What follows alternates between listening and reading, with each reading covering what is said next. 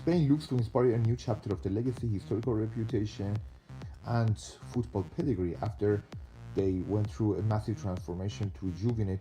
their style, characteristic, and attacking philosophy in a post-era of the crisis time. Of course, the new golden of generation, a theme of the creative inspiration, leading by Isco, Marco Asensio, Paco Alcácer, and Thiago Alcantara, all leading Spain to define a brightest form of the tactical cohesion, and now they claim to produce a brand of football that can compete and storming the tournament to be considered once again as the biggest giant and tournament favorite through their style, spectacular, technical genius, and enthusiastic passing philosophy that categorize them as the best ever international team existed. And after years of complicated roller coaster, La Roja once again are a legit contender in 2018 FIFA World Cup. Next will be Portugal, the Spain's main rival in Group B, and of course the one nation who form and shape the most classic regional rivalry of the Iberian football madness in the last decade.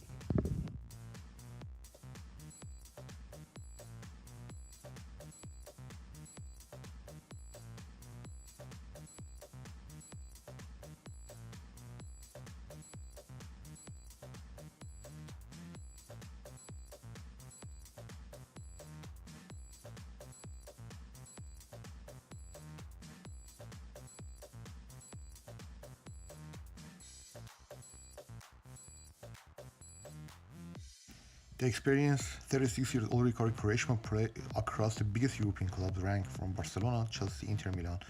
before he glorified his career at Porto in two seasons between 2013 and 15, and now is Besiktas winger. The superly talented 22-year-old Andres Silva is the Porto product, and he joined AC Milan last season, made an excellent partnership with Ronaldo across last qualifying and Confederations Cup, scoring 70 goals in Portugal and became the youngest ever to score a hat-trick for his country. 31-year-old João Moutinho is an excellent product of the Sporting Lisbon and later Porto before he made his transfer to Monaco and became an integral part and centerpiece of the passing creativity in his national team with more than 100 caps. The 24-year-old wingback Rafael Guerreiro was originally born in France before eventually joining the Sporting Lisbon youth and senior team. He transferred to Dortmund, and at Euro 2016 he was excelled as a wingback and classic winger. The most integral force of Portugal's defensive unit, Pepe has brilliantly supervised his sides on the road to Euro 2016 crown. He was the bedrock of Real Madrid's defense for about a decade before joining Besiktas later in his career. Portugal ultimately cruised to win their first ever major international prize after the crown Euro 2016 and now heading to World Cup for another glory. The legend Cristiano Ronaldo has finally thrived to win a major tournament with Portugal, and this will be his ultimately last shot at international stage with national team. Portugal now will feature the main rival of Spain in Group B, the European champions who actually crowned surprisingly the Euro 2016 championship while they were under pressure and have gone through a truly critical roller coaster. And while their younger steam of a generation were about to emerge and the team has been facing a tough pull throughout the qualifying and major championship, they managed to surprise the whole continent and achieve their long-lasting dream of creating a narrative of the well-established and global pedigree by winning the European Championship. Perhaps this World Cup in 2018 Russia will be considered as an ultimately last major shot for Cristiano Ronaldo and his crew to once again shine at the global stage, and this time expanding their desirable legacy beyond continental status. However, the chance to achieve such a success remains to be a very difficult prospect and of course in doubt, by considering the situation of Portugal has been transforming and of course many other external factors that have binded the group of the players and coach to face challenges in the last few years. And of course, by considering the important and vital stages when there are so many title favorites and top quality teams are storming possibly the tournament with their fierce level of enthusiasm, quality across the European clubs for many years, and while they're moving toward their career, they're still offering a reliable path and a tactical milestone for their coach Fernando Santos, and the crucial uh, change of the young generation and talented crew of the Portuguese football in a dynamic way after Euro 2016 give them a boost to challenge and of course going for this major tournament in an incredible fashion. Of course, João Moutinho, 31 years old, has plenty of the experience and won Euro 2016 as Portugal's most dominative line playmaker, joined Monaco. He has more than 100 caps for the Portugal national team and definitely featured as the most important and primary playmaker midfield in the Euro 2016 championship campaign. João Mario, also 25 years old, has transformed into a top quality central striker when he joined West Ham on loan from Inter Milan. Rafael Guerrero, also as a left wing back, as a classic winger, also provides versatility, speed and explosiveness, while Adrian Silva on the right hand side also adapted to play both wing and fullback on the right hand side. He also scored crucial goals for Portugal in qualifying. William Carvalho will provide that shield of strength and reliability as a central holding midfield, and of course the balance of the play when transitioning to build up and orchestrate passing on a breakover and high tempo transition also makes Portugal a dangerous counter-attack and position team. But in attack, definitely is what Portugal have been excel, and is what in the positions that they not only rely on Ronaldo but emergence of the talented 22 years old André Silva, who actually joined AC Milan last year, who actually became the youngest ever Portuguese player to score a hat-trick in qualifying. He also made an excellent partnership with Ronaldo during their qualifying and friendlies. He scored 17 goals in that brilliant partnership, while Goncalo Guedes, the emerging talented attacking winger and forward that played for Valencia, also was joined Paris Saint-Germain and was excelled there, while he provides the speed, the edge of penetration, of course technical ability when Portugal needs to switch and alternate position in attacking when they play in a diamond of the front three or two. This Portugal team definitely has plenty to option to offer, but it looks to have a challenge ahead of them. While defensively there is a balance of gradual emergence from past to present, with Pepe as the most experienced Guimar is under 21 years old and become vital bedrock to the 13 Portugal final winner for Portugal. Portugal also provide a vital role if they need to play with back forward. Ruben Dias, 21 years old, played for Benfica, also is another emerging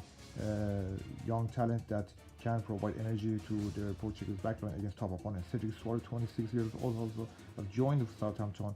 and former Sporting 94 gaps for his club in all competition, of course joined Portugal since 2014. Definitely the Selecao, the Quinas, will look to navigate their way into a very difficult mission. However, that just glimpse of sparkling magic and ultimate heaven when they achieved and crowned European champion 2016 was one of those most surprising package. It doesn't look to be happening this time around. The aging defensive backline, although has experience and depth of the pressing organization, definitely have that resiliency. Of course, their vital efficiency and caliber of their world-class experience to handle the pressure, the carry and transform the comfort zone to their midfield. However, they will have a lot of tough options to alternate and definitely switch against the top opponents, and it remains to be seen how far the midfield, that is blend of the creativity, speed, experience, and of course the strength of the versatility that's inspired by the three attacking playmakers and start look to navigate the way. However, they also can be strategically more vital to define their tactical game plan and impose, while the strengths of the flashing creativity, the tempo, the edge of penetration, vital efficiency, and the strengths of the flashy dynamism and pure goal scoring ability to create chances and execute in the final third. If there's anything about this Portugal that seems to be remain identical, and of course known as traditionally one of the most classic rivals in the major tournaments, the country that was aspire to produce waves of the talented young footballers and enthusiastic technical ability, possibly have seen some roller coaster of the tactical and structural dualism in the previous years that have implemented to provide different version of the Portugal. So, but of course, the strategical, tactical game plan and well-defined depth of the collective squad possibly will provide Portugal with some comfort. And however, if they manage to go past group stage and when they facing the big opponents, the wide ranges of the flourishing technical ability must be inspired by their wave of the definitely bright, talented in attack that will lead and pardon Ronaldo, like Goncalo Guedes, Gelson Martinez, Andres Silva, who are joining Ronaldo to provide a variation and attacking fluidity when they switching on counter attack and igniting the tempo on the flank and even drifting so to provide interplay passes to exploit opponents when they have the ball to sustain passing and position. This Portugal team definitely have something different than few years ago, and of course have that expanded and particular dimension of the creativity in attack that seem to ease the pressure from midfield and defense. The craft of cohesive and reliable personnel in midfield allow Fernando Santos to choose and rotate his positional tasks in order to switch and rings the form of the playing and opening game and possibly build up from defense to midfield with diamond of the three-man midfield, the dimension of the one holding and two central passers, or with ability of the two central holding midfield like João Moutinho, Bruno Fernandes, even if deploying the position to alternate and provide that linking up partnership with João Moutinho in their central attack if they need to switch wide, and of course with William Carvalho shielding as a deep holding midfield and drifter behind their attacking strikers. Of course, this Portugal have some options to play, but they're sorely limited in terms of the creating chances and going forward. Primarily, the combination of the João Maria and João Moutinho seems to be an ideal midfielder to dictate the pace, passing, and mobility of the play, and the third player will have to be deployed into deeper position out of the remaining options in the midfield. Both Goncalo Guedes and Gelson Martinez are superbly talented and adapted to play as a winger or the wide striker and provide Portugal with the spark of the penetration when they need to play on a counter, and of course when they need to alternate between position attack, offering Ronaldo a wide range of space and Andres Silva and mobility to interchange, while in a double partnership of the Ronaldo and Andres Silva, also one of those two